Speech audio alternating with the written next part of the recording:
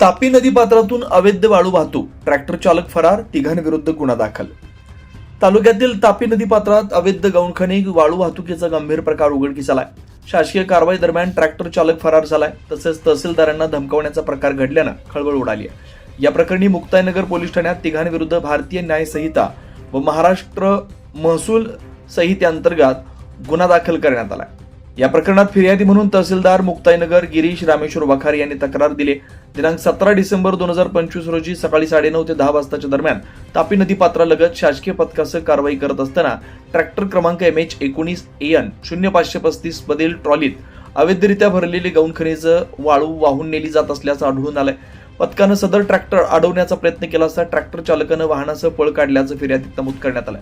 यानंतर तहसीलदार वखारे हे पथकासह पोलीस ठाण्यात तक्रार देण्यासाठी येत असताना आरोपी मुकेश धनगर यांचा काका आरोपी संजय तुकाराम धनगर तिथे आला. त्याने स्वतःला तालुक्याच्या अँटी करप्शन संघटनेचा अध्यक्ष असल्याचं सांगत ट्रॅक्टरवर कारवाई करू नये अशी धमकी दिली आणि मोटरसायकलनं घटनास्थळावर निघून गेला असा आरोप तक्रारीत करण्यात आला. या घटनेप्रकरणी मुक्ताईनगर पोलीस स्टेशन भाग 5 अंतर्गत CCTNS क्रमांक 2025 नुसार भारतीय न्याय संहिता कलम 303(2)62 तसेच महाराष्ट्र महसूल संहिता कलम 48(7), 48(8) अन्वये गुन्हा दाखल करण्यात आला. गुन्ह्यात वापरण्यात आलेले ट्रॅक्टर MH19 AN 0535 आणि hero super Splendor motorcycle MH19 DD 0779 अशी वाहनं नमूद करण्यात आली. सुमारे 5,800 रुपये किमतीचे एक ब्रास वाळू चोरीस नेल्याची नोंद आहे.